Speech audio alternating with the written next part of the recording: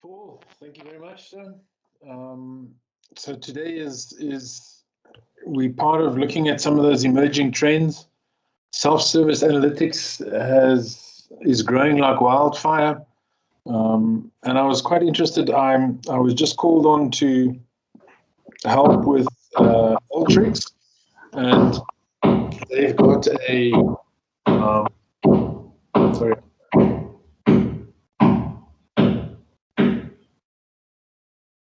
Okay, so Ultrix is doing pretty well. They've got several financial services that are looking to implement a self-service practice within their organizations. And the first thing that comes up is to say, I like the technology, like everything, but how do we manage it? So I was interested just to chat to you guys in terms of how are you guys doing in terms of self-service? I know that I'm constantly advising the BI teams to stop developing reports.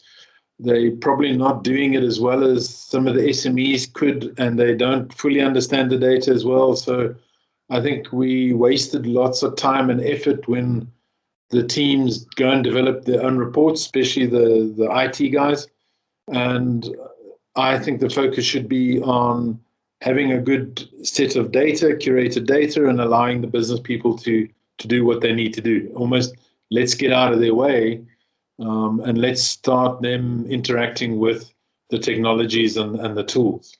So I was interested. I know we got Elizabeth on the line. I know she's in BI. I know Hussein is also. So there are quite a few of you guys. How are you guys handling self-service?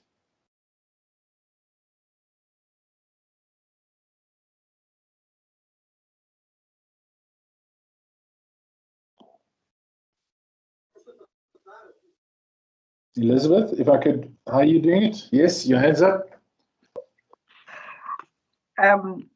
Oh, yes, I think self-service is very challenging as Right. to roll out actually, because then it means it's a process where you have to constantly check on the user to see if they understand as well the data, the underlying data that they're using. Because also, if they don't understand the mechanics around how to build a report that tells a story, then they can just put things together and it still wouldn't make sense for them. So it's very challenging in a sense that also you end up building the reports for them because which is not what you wanted, right? It's not. Yes, it's not what you want. So yeah, Okay. I haven't. Yeah, I haven't win. Oh, I'm not winning in terms of that. So because it's me training them, going back, but still they still call you to say, oh, but then I don't think what I'm doing is right. Can you come and help? And then when you get there, they tell you, but we need this as soon as possible. It needs to be done now. And end up doing it instead of them doing it. So yeah. Okay. Yeah. So this self-service does come with a few challenges, and that's sort of why I thought it would be a good discussion. Anybody else who's saying, are you guys, have you got the self-service going? Hi guys. Hi. Not in my particular area, possibly across the rest of the bank. We utilize a system, a tool called Compliance Eye. It's basically a Power BI tool, which allows us to track and monitor our key data elements and the levels of data quality. Would that classify as a self-service analytics practice? No, not really. This is more about giving them the data and then allowing them to build the business visualizations in the way in which they would want to do the business report, and then to get the insights that they want. So they don't have to be dependent on a BI developer to build the reports in that. So we'll go through that a little bit more. So it's trying to because things like Power BI and then are getting so powerful, allowing the business people to work with the data and to build the visualizations. And so the trick comes into ensuring that people are using and joining the data correctly and then presenting the data in the appropriate fashion. And it then goes a little bit further where you can be doing things like prediction, forecasting, and things like that. So trying to bring in a level of analytics, cluster algorithms and things like that you can start applying to your data, and you can get the insights that you're looking for and not be dependent on constantly asking IT to build the reports for you. So sorry to interrupt. No problem. I also run, I call it almost a manual analytics process, where I extract data from my system in Excel.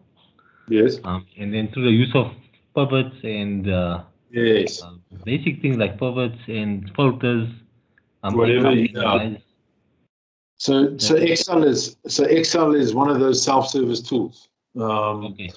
So certainly you can do it with that, but the control around Excel is not as tight as one would like it, and not as simple, because the other day I was actually asking some questions in terms of people's Excel skills, and the interesting thing they had a rating on was the use of pivot tables, and I think it was around about 16% of people that could really use pivot tables effectively.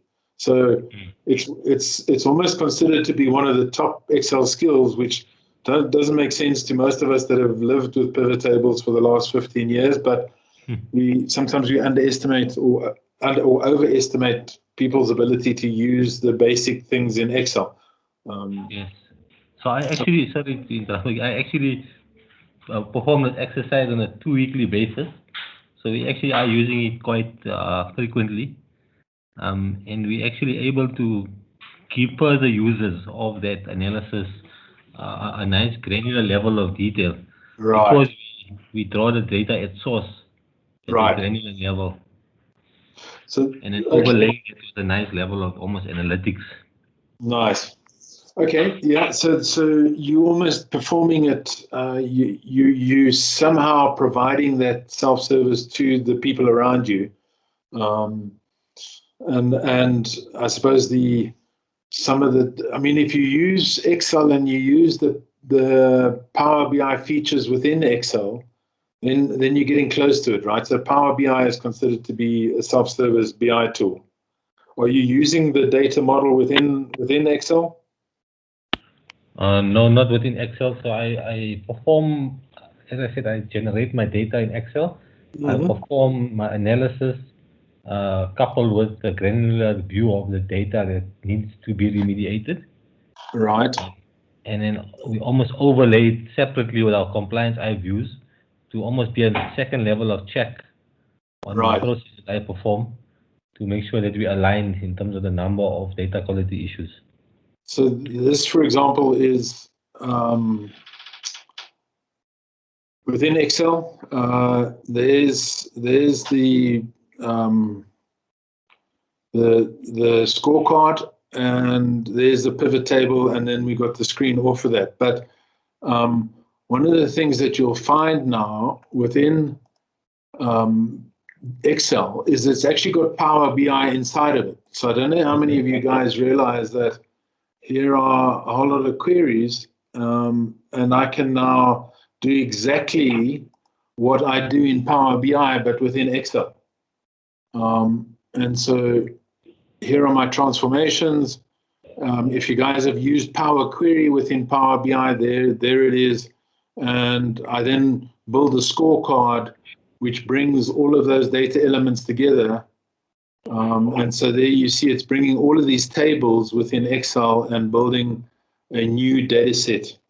Hikesh, I see your hands up.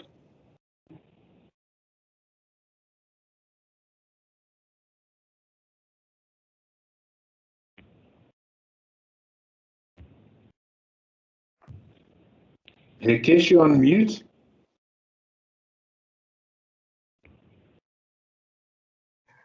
No, actually, I didn't have any specific questions. Okay.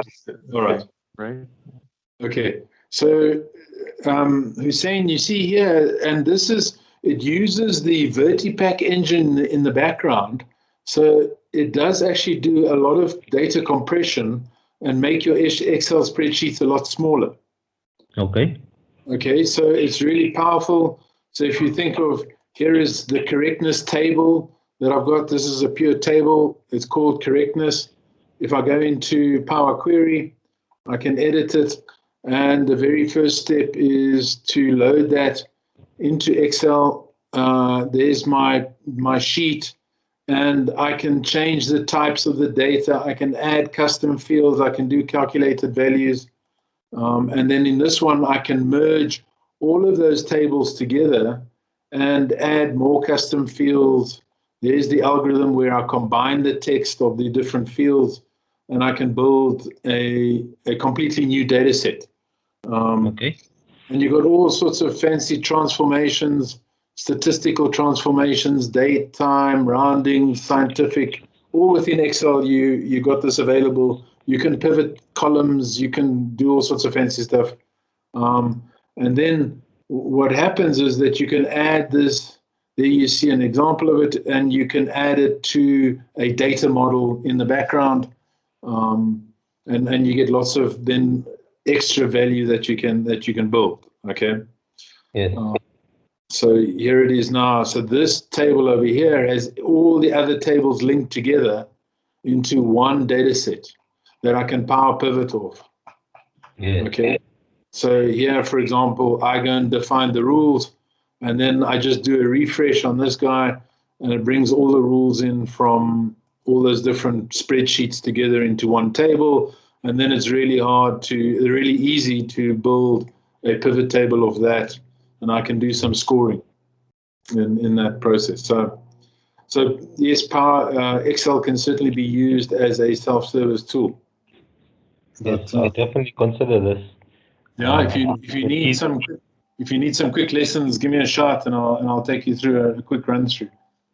Thank you. Okay. All right. So sorry guys, I got a bit distracted. Whenever you talk Excel and queries, I get a bit distracted, just like Veronica said. All right, so let's go. So the first thing I wanted to do is, and let me just explain this a bit. This is what I use as a practice definition template. So whether it's for self-service, whether it's for data privacy, data protection, master data, reference data, advanced analytics, we use this template and a mind map to go through the process of defining everything. So initially we do a definition with all the terminology related to self-service. We do a business alignment. We do the principles, and we define policies, standards, and controls. We then define how we do a scorecard, what the essential concepts are, what processes, who the people are, what the RACI is, what technology is available, how do we measure this practice, and then how do we govern the practice? Okay, so that's what I have as a template. And the very first thing that we have to do is, how would we define self-service? So with the background of what I shared, and I know Elizabeth's also had experience, anybody can offer some definitions or how they would define self-service.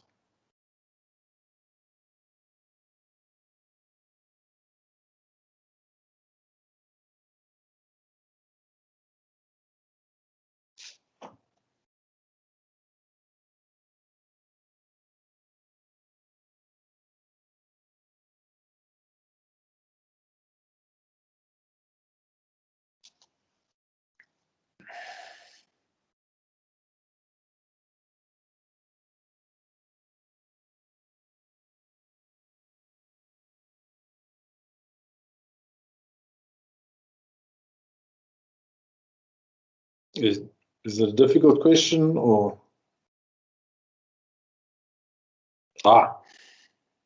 Yeah, that's a good one. That's a good definition.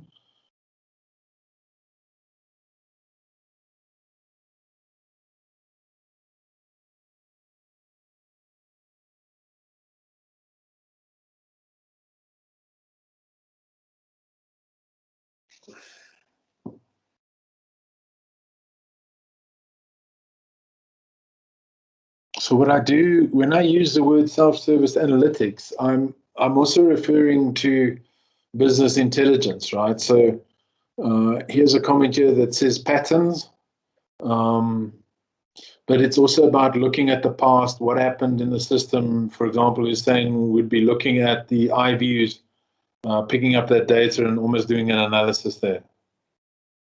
Okay, great.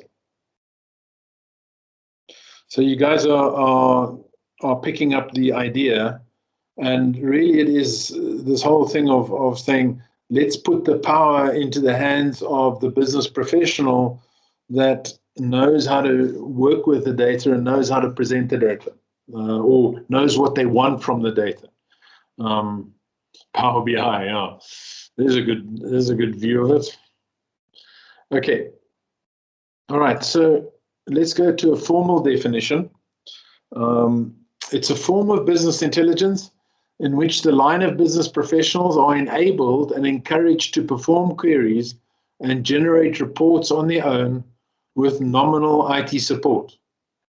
Self-service analytics is often characterized by simple-to-use BI tools with basic analytic capabilities and an underlying data model that has been simplified or scaled down for ease of understanding and straightforward data access. So one of the key things that we need to do as governance and BI people is build a data model that is simple for the business to understand, well-defined. We actually refer to it as a semantic layer that business people can work with, and they can get the data that they require.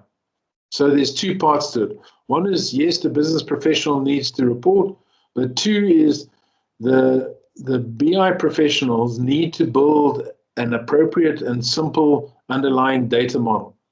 Okay, otherwise they're going to battle to understand it, and if they don't have the right training, they're still going to battle. Doesn't matter how simple you make it down. You make it. So when I break it down, it's for data citizens to perform queries and build content.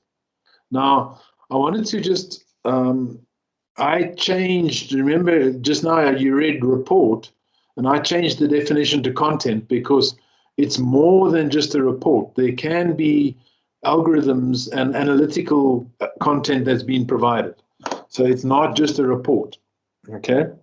So I can do segmentations, I can do forecasting and stuff like that. And it's not always to build a report for somebody else, it's for me to understand as well.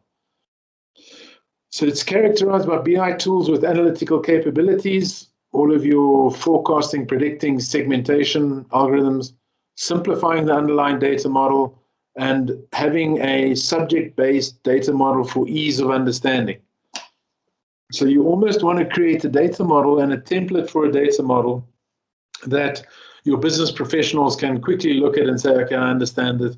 They don't have to worry too much about joining the data.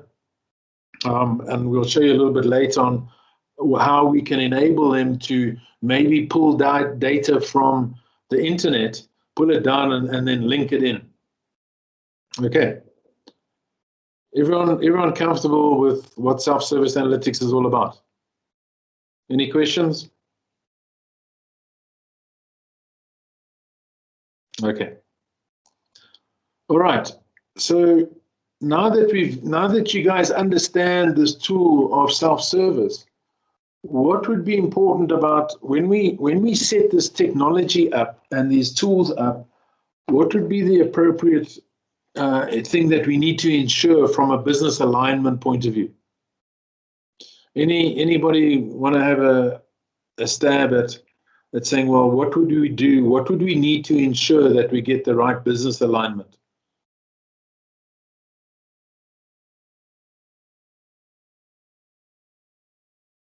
So Elizabeth must be facing a similar problem where what some of the business people might be facing is all you've done is made your work my work. And so now I'm doing all the reporting for you.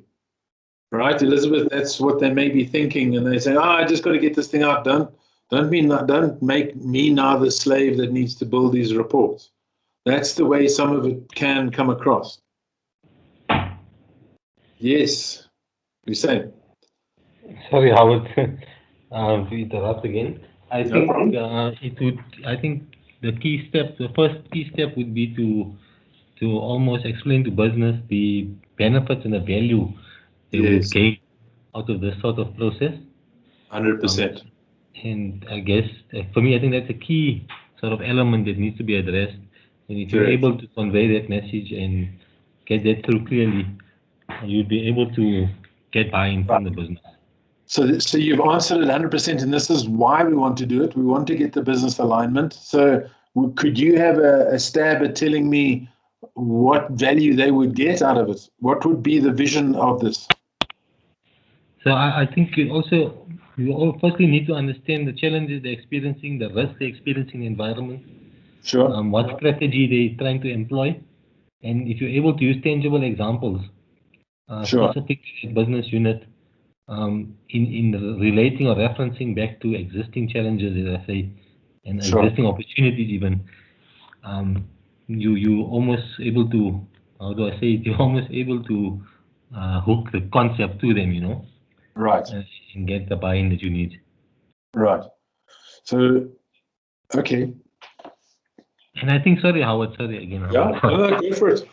I just thought that I'm getting as we speak, you know, in terms of the discipline that we sort of reskilling in and we learning about here, that element of understanding business strategy, the specific business strategy and the risk and opportunities, as I said, of the particular area that you servicing. Right.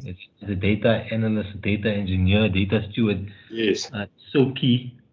Obviously overlaying that with the technical understanding and experience. But if we don't have a handle over what the business is doing and what they're achieving, it will be a challenge to actually add the right value to them. Right. And this is where we, I like what you're saying, because what we know, and I don't know about you, Hussein, but to teach an IT guy about the patterns and insights of the data, of the business data, I'm not saying that they can't do it. I mean, I do a lot of it, but business people understand and can relate to that data if it's made simplified a lot better than what IT people can do. And the speed at which they can put together things like in Excel and visualizations and graphs that make sense to them is way faster than what a typical BI developer, way superior. Let me not call it faster, because in some cases, depending on your skill level, but business people, when they become skilled at analyzing the data, they can build the right graphs for themselves and the right visualizations. Agree with you completely, and I even say it in the inverse. Me being a data steward in a risk environment, I say was almost a natural or easy transition for me. Yeah. You put me in a first line business function, let's say a sales environment, which I'm not experienced in. I think I would struggle to function as a data steward or a data owner, and it would take me much longer to almost transition into that environment. Okay, and that's good. So what we would, the way I typically make use of people like yourself with that strong background and close relationship to the business is allow you to help build that simplified data model, and then be able to demonstrate to the business the ease at which they can make use of it. Almost what we would call a report prototype, and then allow them to take your prototype, copy it, and make their own. Happy, 100%. Okay. And just leaning on my Excel that I spoke about earlier, we've done exactly that, because I have support or representation from the broader risk area, and once you set that analysis up, and I was able to get the buy-in from my we call it a data quality forum, which is representative of the broader business, and they started seeing the results coming out in improved data quality levels, better understanding of the risks. It's now like a seamless process almost to get them on board, to get them to continue and do their pieces of the puzzle, you know. Okay. No, that's great. That's exactly what you're looking for. Okay, so for example, this is the type of vision that we would put down, is almost to say, we want to provide an environment which will ensure that business can understand, describe, and diagnose what has and is happening within its operations. Business can support its decision-making processes in accordance with well-defined quality requirements, as Hussein's mentioned, and business can serve its own analytical requirements using curated information. So that's sort of the vision that we have from a BI point of view. And then when we go over to the analytics or the data science, we see data can be used to predict what may happen, prescribe decisions and actions that may ensure or prevent certain outcomes. So now we're talking about prescriptive analytics, the recognizing of patterns, bringing in new data sources. And we've actually done this really well with one of my customers, where we teach the people within Power BI to make use of our simplified data model, then to bring new data in from the internet or wherever they get it from and merge it into the existing data model, so that they can now start doing joins of data that they found externally to the organization to pick up different scenarios. So this is what we're trying to do. This is where we're trying to get the value back to the business. And then these are what we call our goals. Discover relationships between data and business, support the iterative integration. So as soon as a person finds a new important data source, we can integrate it and we can load it into the platform, and publish data using visualization techniques in an appropriate, trusted, and ethical manner. So now we get into the stewardship type of role that Hussein has been mentioning there. Okay, so that's how we go about getting the business alignment. Were there any questions on that, the vision and values and the mission, vision, and goals? Anyone, any comments?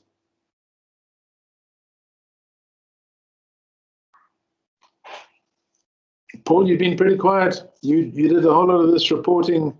No, I'm just I'm loving this, but I'm also shy to admit of how much we didn't do again. Yeah. And, no, it's really, and it's I remember a situation where we were discovering, or I was discovering, the use of domain and use case models, and how much value. Well, I didn't realize the value at the time until if I'm reflecting back now on where I was just thinking about the domain model helped us or build context, almost like a set of data attributes or dimensions that are in context of a sales environment or a finance environment or a account management environment, which there may be commonalities, but there's some uniqueness in it. And again, just thinking of how awesome those models were, because ultimately it's driving because it takes it back to last week's discussion about visibility, where you said, what's enough data, and if you don't have that visibility, then you overkill it, and then the user doesn't know what to do. They just see all these fields, they go crazy. So all the reports, those models, and then and especially in an environment that I've been in before, is where you had, for instance, let's say the concept of turnover, but there were so many different variations of turnover that business leaders needed to use for different reasons. But because they were because all the variations were accessible by the report writer, there was loads of mistakes made, and so the one would use turnover less VAT, the other one would use turnover with VAT, the other one would use turnover less fees, and it became a shambles. So I think it's I was just actually reflecting on all the the mess we had there. And listening to this. And this is exactly what we have to now do to prevent that from happening. So when we enable this fancy stuff to happen, this technical environment, we've now got to ensure there are processes and procedures to manage just the sprawl and the mess that can come about with exactly what you've spoken about. 100%. Okay. All right. So anything else in terms of business alignment, business value, business vision with respect to self-service analytics? So I think what I'm finding, Hussein, you may have found that, Elizabeth, you may have found it, you can bring any data science graduate from university that does all sorts of fancy statistical analysis, but do they know how to apply it properly to the data?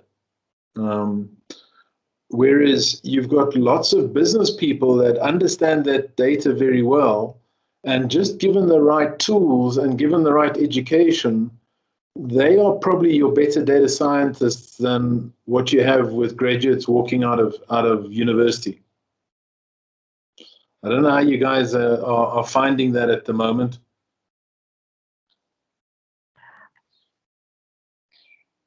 Yes, Elizabeth. Yes, that's true, because what I've also realized is that for graduates coming out of the university, at the university level, we get taught with the simplest form of data, where it's already transformed, there are no issues, you just use it and build a model. When you come to the business side, we get messy data where you get lots and lots of tables. Most of the time you need to apply the rules, and the majority of the rules are known by the people in the business, not entirely by the IT people. Sorry about that. No they are not known by the IT people, but by the business. So it means there needs to be a collaboration or some sort of working together between the business and the IT and the data scientist people, or the people who are building the reports, so that then you can understand the rules behind the data as well for building any of the reports, or even if for building those data models, because then, like Paul said, if things are not defined well and the rules are not applied well, then you might find that one thing might mean different things to different people. So they need to also be some sort of an agreement in terms of what the rules is, like state clearly what the rules should be, and have a common understanding of that measure, so that everybody can use the same measure. And when you do interpretation of the data, it also means the same thing across the business as well. So for self-service, it's very important for for things to be aligned between the business and the IT as well. And that's I really like, and I thank you for doing that, because you've now introduced the next topic, which is we can't just throw these tools without any principles and agreements. We've got to put these things in place so that people learn when they come on, they start to learn how to do things properly, learn how to work together, learn how to be good data citizens. And so this is the question that I have now, is that if you were to put some principles down that would help us govern and help us make sure we don't create a mess, what would they be? So that's the next question that I'd like you guys to think about, and just give me some answers as to what do you think would be a good set of principles. Now, we know principles, they don't have to be 100. There's 3 or 4 that are important. So what would they be? What are the types of things that you'd want to ensure? Yeah, so the Common Data Dictionary, that's what we refer to as that governed semantic layer.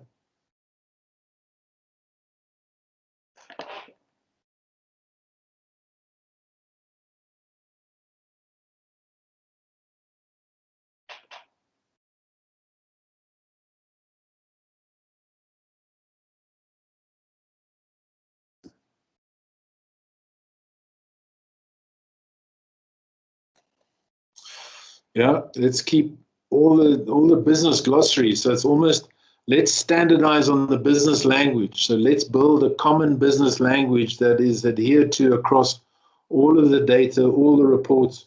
we've got to have this standardization. That's good.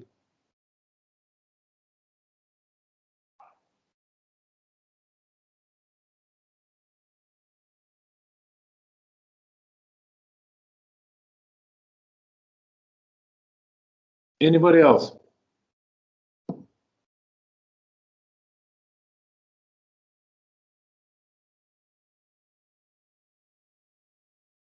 Right?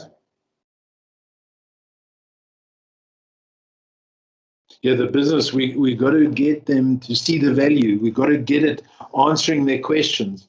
Otherwise, what happens is it really just becomes a way of extracting data, right? So it becomes an area where we can pull the data down and put it into Excel, and then the business people address the answers. So it's got to help them answer the problems. That's great. Okay, so I know we running out of time, so apologies for going too fast. But one of the things that I find important is that we first understand, well, what is a principle? And when we define a principle, we can't just say data is an asset, as an example. We can say that, but we have to give the rationale. So fine, you think it's an asset, but what is the value to the business? And then, so that's a rationale, is the value statement. And then a benefit is, what metric would they use to measure the benefit? The implication would mean, what are the rules in terms of how to use this environment? And a policy becomes a process or a documentation of the way in which we use it, the rules by which we must live by. That's what a policy is. So for every principle that we define, we need to prepare the policies. So there's quite a lot of work that needs to go in to actually get all this defined for a self-service platform before you roll it out. So it's not just about saying, here's Alteryx, it can do all sorts of fancy stuff, and let's go for it. So to give you an example of some of the principles that I've done is give the right people the right set of tools and capabilities. Fundamental. The right people, they need the tools and they need the training and the skills. Create a collaborative environment. So we want people to work together. Okay, we want people to use other people's reports and content so that they can create their own and they can uplift their analytical skills. All right? And then create a process to govern how this collaboration leads to continuous improvement of your analytics. So these are the principles that we have to get right to ensure that self-service analytics gives the value back to the business and doesn't just give them more work. So the rationale in terms of what's the value, we're increasing the amount of data sharing. We're increasing the skills and competencies in business analytics. We're decreasing the number of data points collected, and we're creating more trusted insights. And these are metrics that I've put together to measure it. And these are implications in terms of understanding the repositories, what's in there, connect with the owners, develop expertise with analytical tools, know how to request support from internal experts. But look at what's coming on the side here. I have to have a policy of how are we going to build a self-service data catalog to show everybody the data that's been set up within this area. So we're not going to have all the data in the beginning. It's going to come over time. We need a data classification mechanism so we can deal with what data and what business problems does this data answer. We need a self-service gallery where people can prepare reports, see working examples, and then copy it and build their own. We need collaboration. We want to be able to ask the owners, what's going on here? Why does this data look like this? Why does this visualization work like that? We want to build our knowledge around the self-service, and part of this is data literacy, right? We want certainly a self-service support. We want the guardrails in terms of applying with data governance and the proper. We want data quality. How do we show data quality? How do we report data quality? How do we understand what's been done? We need content certification. So how do we show business that when they're looking at a report from self-service, that this report is certified, that it's going to give them the right insights? And we do that with things like putting a watermark on the report to say this is curated and the report is providing the right information. We allow them to have standardized data visualizations. So the type of things of not using a bar chart to show trends, using line charts. What are our typical CI or corporate image around data visualization? Dealing with things like data protection. How do we publish reports and how do we collaborate? So going on with all these principles, we as the BI and data governance people need to build these policies that we train people on. When they come into the self-service environment, they need to be trained. They need to see how to work with it. They need to know how to get the data. They need to know how to work their way around it. And they need to know who to talk to. And of course, what we want to do is, as these people learn, we want them to bring that information back into the environment. So we have what's referred to as continuous improvement. Are there any questions or comments? I saw one person do a thumbs up. Any comments on what is it that we need to do here?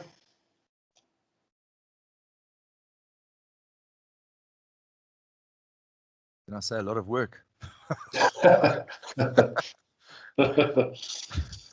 But I think I think the framework, the methodology or framework is excellent, Howard. I mean, you could even you could use this as a heat map and start working on this, and as you and build your solution for the self-service. Yeah. I was just thinking. Obviously, you need to collaborate with the data modelers, because they need to start providing these fields or these views, right? Yes. So it goes right back down the track. But you got to start with the business need, and then move down. And then constantly measure that you're actually achieving what you set out to do. So if you're buying some of these tools, I mean, even to an extent, SaaS is one of those tools that it claims to be self-service, and it's doing some tremendous work there, but that's a big cost item. It's a big ticket item. Are we getting the value out of it? Have we got it moved to a point where everybody is collaborating, or is it just a few people that know how to use SaaS? And we got to get it to the masses, right? We got to get this collaboration to the masses, not to the select few that know how to use a pivot table, as an example. We've got to get it through the organization.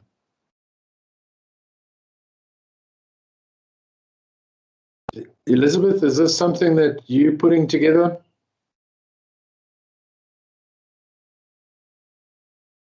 Half of what you've just put there is what I normally would put in when I do my constant reporting. I didn't think about aligning all the principal statement or the benefits to policies as well. So okay. Yeah, this is something to think about. It looks comprehensive as well. Excellent. Yeah. Okay, that's great. So we can certainly, what I am doing is for Ultrix and things like that. I'm starting to build this set of policies and principle statements, and just helping people prepare the environment so it doesn't go loose and go wildfire, and then we got rogue people reporting, and then the problem with data quality gets bigger rather than smaller. So we have to bring in that protection mechanism. But we don't want to throttle them. We want to open the floodgates, get them the right data, get the right set of tools. It can't be too complicated. It's got to meet their understanding. They got to be delivering more and more content as we go along, and we can't be dependent on IT. All right. So for the interest of time, I'm going to progress, and I'm not going to ask you to.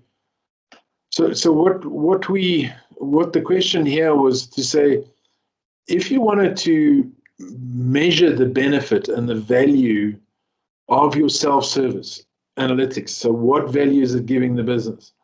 How would you go about doing that scoring? And I'm going to, because we're running out of time, I'm going to just take you through here and have some to actually show you how to start doing this. Okay, so sorry about the fact that it's a bit blurred, but we have these 5 stages of self-service maturity. We can see that at this stage it's happening in isolation, it's not going anywhere. We're then starting to pick up business operating more and more in the self-service thing, and then we almost have this twisting point or inflection point where the collaboration starts to kick in.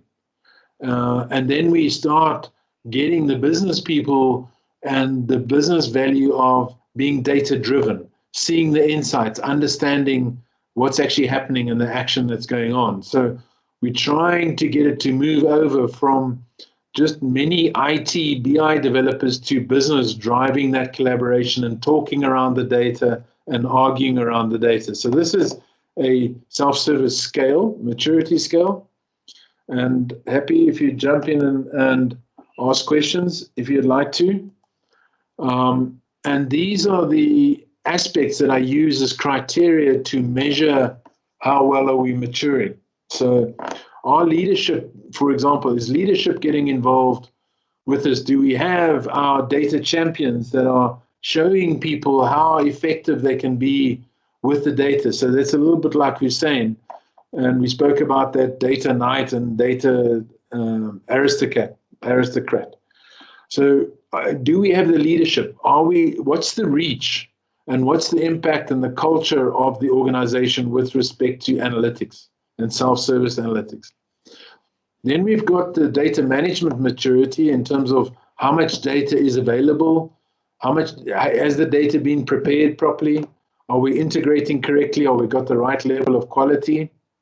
And then we've got the infrastructure in terms of the support, the team, the technology, the architecture, and the performance. So is the system still performing? We don't want to get to the point where people are going away for a cup of coffee before they can get an answer.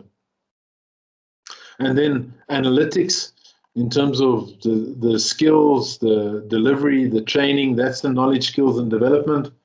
And then on the governance side, these are our policies, our structures, compliance, stewardship, as Hussein was talking about, security and privacy. We've got to bring all of these aspects into the system, right? And we've got to start measuring them so that we can pick up the right area.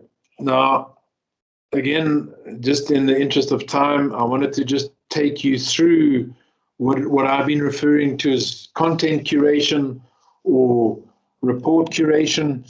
And so what we're trying to do now is that business people can develop reports for management to make decisions. But we need to ensure that there's a level of trust, right? That they haven't just connected the wrong data and provided a whole lot of visualizations that can't be trusted. So how do we go about that? How do we establish curation procedures? And the whole objective here is to provide trustworthy contents to the end consumers. And this is typically going to be management, right? So all of this work that we're doing in Excel and stuff like that, that's to give management a report. Now, it would be nice that management could go or actually receive the report every morning when they walk in. They could go to a self-service environment and they can look at the reports that have been developed. But we need to ensure that these reports are trustworthy, because if they're not, we're going to create more problems than anything else, and IT will constantly be used to fix the problems. So these are the type of steps that you want to do in terms of the cycle.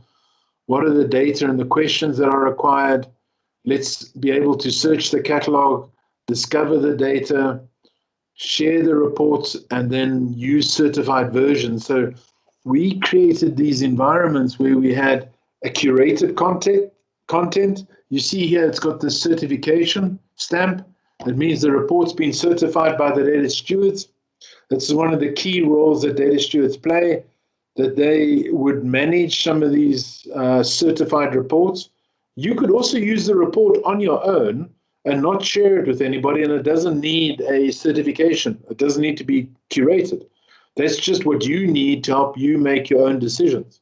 And if you're not sharing it, don't worry about getting into all this fancy governance and certification. So you could have it in your own private library, as they refer to it. But when you want other people to see the report, make decisions based on it, you've got to go through the certification cycle. And you've got to find a way of putting in the right stamps, making sure that the people have the right training and around the data model, and that they would publish reports that other people could use as templates, right? That goes into that content gallery. And then people can copy the content and make their own reports and adjust it a little bit to their own requirement in that scenario. Do you guys see the value of something like this? Any questions, comments?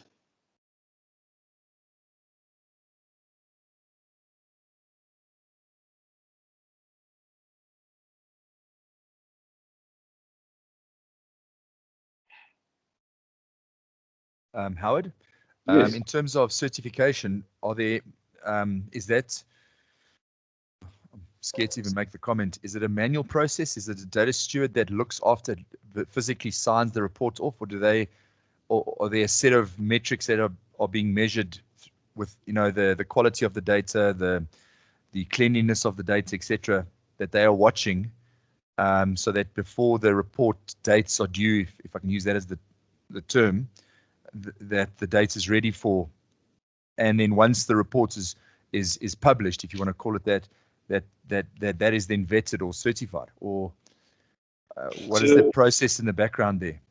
Okay, so that's the important part of this. What we do is, it's the responsibility of the BI developers to give the business people curated data. A curated data means that the data, we understand and we can see the quality of the data that's been given to us. So that's almost in that data model, right? Yes. Okay. So they build the data model, they curate the data, they make sure that people can understand what the quality is of the data that they're getting every day. This now goes on to using the data and building a report or building an analytical model and things like that. So this is almost a publication. So the data has been built. Now we've got report people or business people that are building reports on that. And then what happens is that the data steward would be approached by a report writer to say, I've got a report that I've got 3 or 4 consumers that want to read the report on a daily, weekly, monthly basis. I need this to be curated so I can share it with them. Yes. And then we would go, the data steward would look at it to say, are you using the right data? Are you answering the question properly? You know, have you done the discovery and analysis correctly? And then we can share and refine it. So you're not allowed to share a report until it's been certified by a data steward or someone that knows how to interpret and read that data and say this data is giving the right answers. Okay. And then it can be used and refreshed on an ongoing basis. So part of the self-service environment is that the reports are refreshed every morning after the data has been loaded into the data warehouse, data marts. These reports are automatically refreshed so that they can be emailed out in terms of PDFs. They can go to internal, external people. But that's all part of report development and content development. Once they've developed it and they know that this report's working and people agree with it, the steward is responsible for certifying it. Okay. So we bring data stewards in here to help us certify reports. It just seems like the process that I was used to, it seemed that the process ended up being flipped. So the curation was happening after the report was written. No. And not before. And so, and hence delays, hence frustration, hence messing around with Excel trying to do flick-flacks to get things right. Yeah. So you got to have curated data. That's a given. But this is post-curated data. So the data's been signed off. The data's got the quality checks. If it goes wrong, you'll pick it up. Now it's report curation. So we've done data curation, now we're doing content or report curation as the report being developed properly. So it's actually a nice problem to have when you move past data problems to report problems. Yeah. No, 100%. Okay. Yep. All right. Any other questions, observations, comments? Do you see the value of the data steward in this thing? I mean, and they're saying, I think you're playing exactly the right thing where you're putting some of these reports together. Yes, we'd like business to do it, but you're the final certifier of reports that are used by management to make decisions. Great. Thanks very much, Howard. Really appreciate your time and all the input here again. Shucks, another learning curve, which is awesome. And but thanks so much for everybody's attendance, and look forward to seeing you tomorrow, maybe. Just a reminder, we have data management for knowledge-driven executives, and then there's a break until next week again. But thanks so much for your time, and look forward to seeing you next time. Thanks, guys. Thanks, everyone. Good night.